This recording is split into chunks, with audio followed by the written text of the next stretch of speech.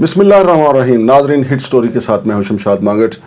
شفا انٹرنیشنل کے حوالے سے ہم انکشافات کر رہے ہیں اور آپ کو بتا رہے ہیں کہ یہ پرائیویٹ ہاسپٹل ایک ٹرسٹ تھا، لیکن ٹرسٹ ہونے کے بعد اس نے عوام کا ٹرسٹ ہی کھو دیا. عوام کے لیے ایک مذبح خانہ بن گیا. انسانوں کا یہ مذبح خانہ ہے. یہاں پہ علاج نہیں ہوتا بلکہ انسانوں کو ذبح کیا جاتا ہے، ان کی جیبیں کاٹ لی جاتی ہیں. ہمارے ساتھ موجود ہیں اسٹوڈیو میں جناب ندیم اختر صاحب، جو ان کے متاثر ہیں. ندیم اختر صاحب کو میں یقین مانے جتنا انہوں نے شفا انٹرنیشنل کے خلاف جہاد کیا ہے، میں ان کو غازی ندیم اختر کہتا ہوں، چونکہ یہ فرد واحد ہیں جو پچھلے 7-8 سال سے مسلسل ان کے خلاف جہاد کر رہے ہیں. ڈریب میں یہ گئے، ایف آئی اے میں یہ گئے، مطلب جو فورم تھا وہاں پہ انہوں نے جا کے دروازہ کھٹکھٹایا تاکہ قانون نافذ کرنے والوں کو، اداروں کو جگائیں اور انہیں بتائیں کہ عوام کی جیبیں کیسی کاٹی جا رہی ہیں، ان کی شارک کو کیسے کاٹا جا رہا ہے، ان کے پیاروں کو موت کے گھاٹ کیسے اتارا جا رہا ہے. آج پھر میرے ساتھ موجود ہیں اسٹوڈیو میں جناب ندیم اختر صاحب، غازی ندیم اختر صاحب. تو ندیم اختر صاحب، یہ ذرا بتائیے گا کہ جو ایف آئی اے نے ان کے خلاف درج کی تھی، ناصر کھوکھر اینڈ کمپنی وغیرہ دوسرے کے خلاف، پھر اس ایف آئی آر کا ڈراپ سین کیا ہوا؟ سر بسم اللہ الرحمن الرحیم. سب سے پہلے تو میں شکریہ ادا کرتا ہوں جو میرے بہن بھائی مجھے میرے محسن کے ساتھ دیکھ رہے ہیں.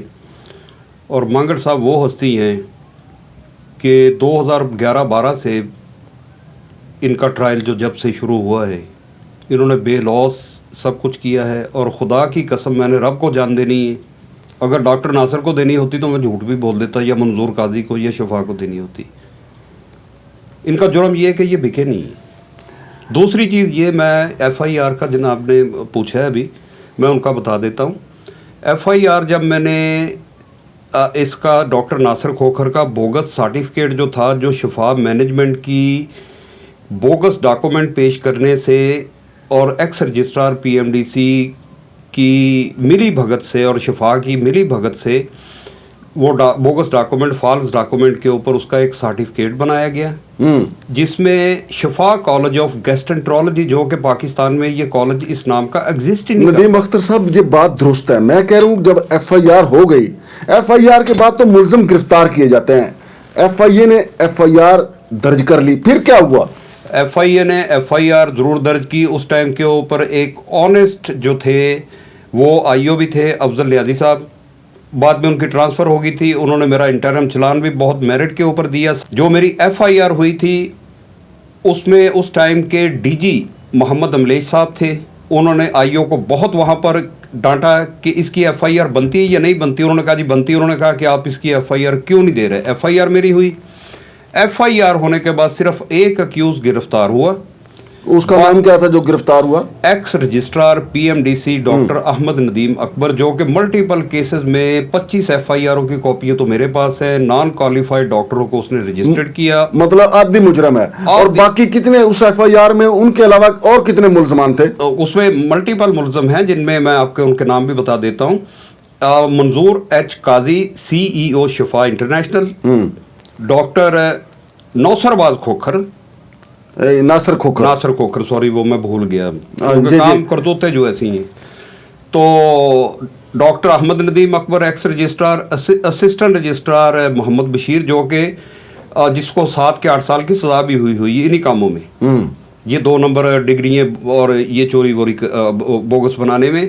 اور doctor vice president P M D C professor doctor Abid Farooqui, جو کہ 5,000 روپے فیس لیتے ہیں پیشنٹ سے. یہ جی ایڈ مرکز میں بیٹھتے ہیں. وہ اسی طرف رہے. مجھے صرف یہ ایف آئی آر کے بتائیں ملزمان کا کیا ہوا؟ ایف آئی آر کے ملزمان کا جی یہ ہوا، شروع میں جو میں تو وہ جو آئی او تھے بعد میں لاسٹ میں جن کے پاس یہ انکوائری ٹرانسفر ہوئی، اس سے پہلے جو آئی او تھے ان کا نام تھا جائر نصرانی صاحب. بہت اچھے تھے، وہ کرسچن تھے.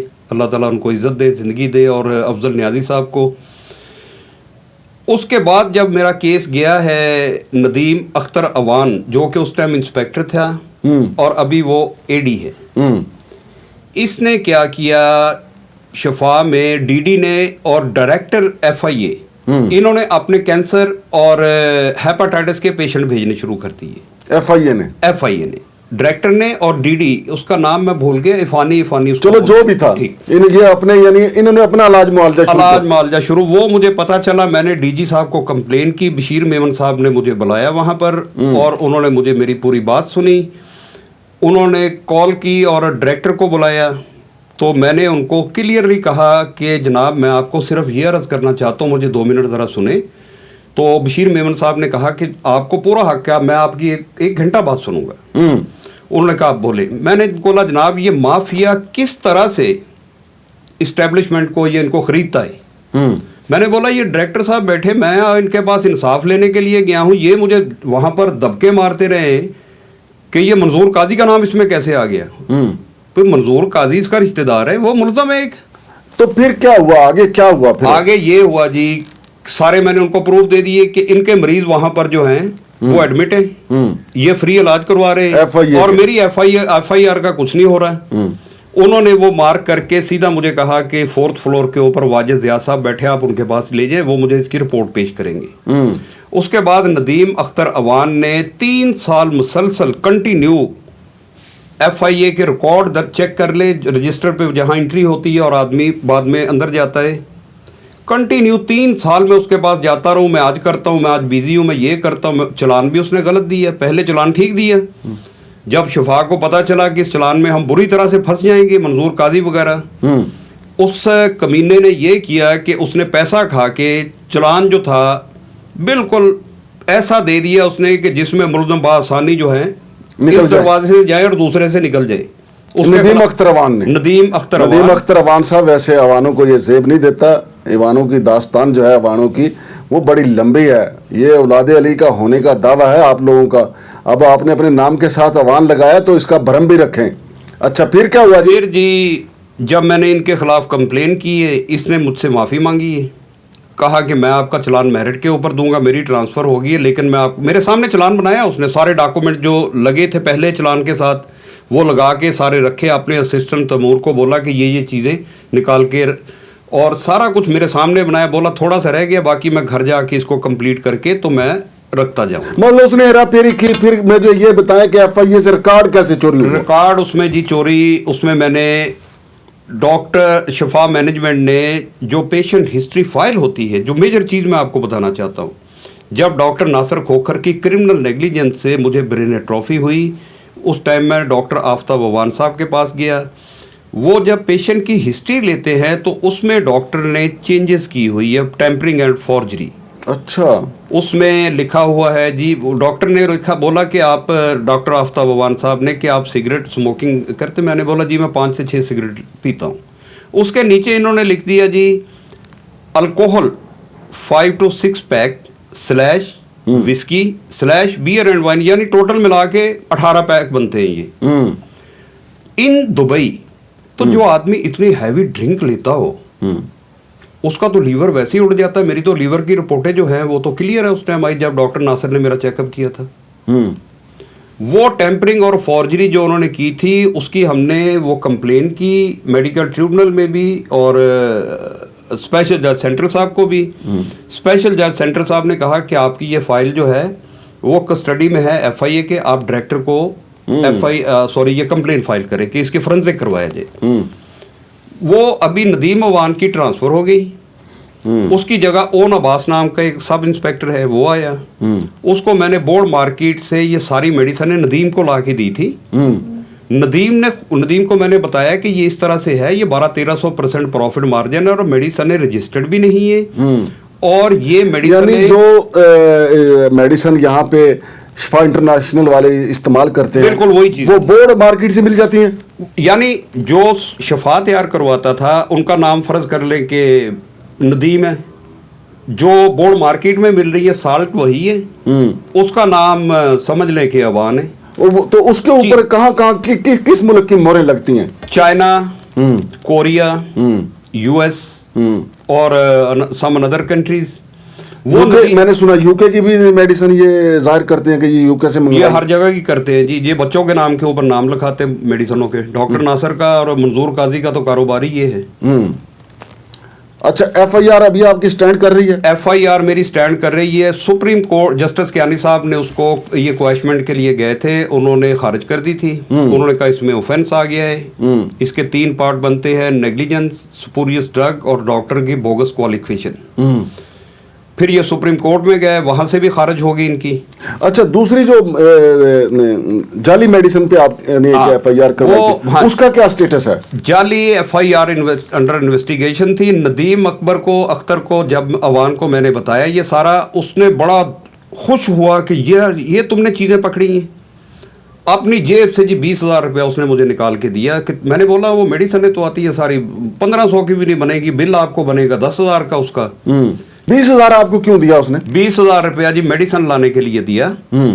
अच्छा, मुझे सिर्फ आप ये बताएं कि जो जाली अद्वियात वाली जो एफआईआर है वो स्टैंड कर रही है आपकी? नहीं जी, वो तो खूब खाते में डाल दी। नदीम अख्तर ने उस टाइम कहा कि ये मेडिसिन मुझे पूरे बिल के साथ आप ला के दे, मैंने इनको वो परचेज। नदीम अख्तर तो आप है ना? मैं भी नदीम अख्तर, वो आईओ नदीम अख्तर जो था, जो अवान। अच्छा, नदीम अख्तर अवान ने जिसने वो रिकॉर्ड चोरी किया, जिसने चालान गलत दिए, जिसने पैसा खाया, उसने नहीं, एफआईआर खारिज तो नहीं ना हुई? एफआईआर खारिज नहीं हुई, सुप्रीम कोर्ट ने भी खारिज नहीं की अभी तक। वो ना सुप्रीम कोर्ट ने वो एफआईआर खारिज की है जो बोगस सर्टिफिकेट वाली थी, बोगस डिग्री वाली थी नासिर खोखर के खिलाफ। जी। ना ही सुप्रीम कोर्ट ने वो एफआईआर खारिज की है जो जाली अद्वियात वाली थी। तो वो मेडिसिन मैंने सारी ला के नदीम अख्तर अवान साहब को दी। उसके ऊपर इन्होंने उनको नोटिस इशू किए। नोटिस इशू करने के बाद आपको पता है कि एक आदमी को, डिस्ट्रीब्यूटर को और मेडिसिन बनाने वाले को पता चल जाए कि मेरी 2 नंबर मेडिसिन जो है वो एफआईए के पास चली गई हैं, और एफआईए का जो नोटिस होता है उसको देख के अच्छे अच्छे तरमला उठते हैं। तो इसने, नदीम अख्तर ने, और इसके बाद दूसरा जो आईओ आया ओन अब्बास, इन दोनों ने पैसा खा के इन्होंने इंसानियत का कत्लेआम कर दिया। वो मेडिसिनों में स्टीरॉयड है। नाज़रीन, ये गाजी नदीम अख्तर साहब के आप इंकशाफात सुन रहे थे, और ये सिलसिला जारी रहेगा। जैसा कि मैंने आपको बताया कि ये अपना पूरा बस्ता उठा के फिरते हैं सबूतों का। ये पूरा देखें, ये भी है, और इसके अलावा बड़ा ढेर लगा हुआ है। ये सारा 7 साल की इनकी मेहनत है जो इन्होंने इकट्ठी की है।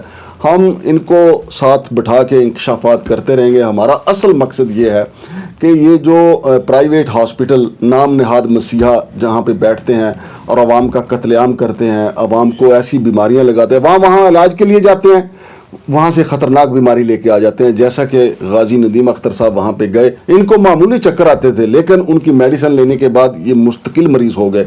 और फिर जैसा कि इन्होंने बताया कि इनकी फाइल में टेम्परिंग करके उन्होंने ये भी कहा कि ये बहुत ज़्यादा शराब पीते हैं।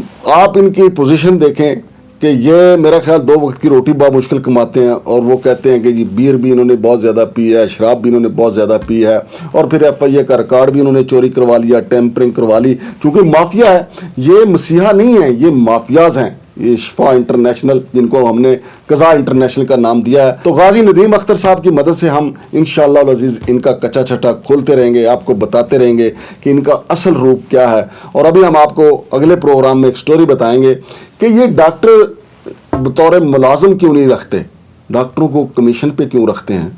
ये एक अलग से स्टोरी है, इसको हम अगले एपिसोड में देंगे इंशाअल्लाह अज़ीज़। शमशाद मांगड़ और गाजी नदीम अख्तर को इजाज़त दीजिए। अल्लाह हाफ़िज़।